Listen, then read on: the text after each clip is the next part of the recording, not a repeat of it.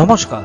আজ শ্রী গণেশ চতুর্থী উপলক্ষে আপনাদের সকলকে জানাই আন্তরিক শুভেচ্ছা ও প্রীতি। বিঘ্নহর্তা, বুদ্ধিদাতা ভগবান গণেশ আমাদের জীবনে এনে দেন জ্ঞান, সাহস ও সমৃদ্ধি। জ্যোতিষ মতে শ্রী গণেশের বিশেষ যোগ আছে বুধ গ্রহের সাথে। বুধ গ্রহ আমাদের বুদ্ধি, বাক্য শক্তি ও সিদ্ধান্ত নেওয়ার ক্ষমতাকে নিয়ন্ত্রণ করে।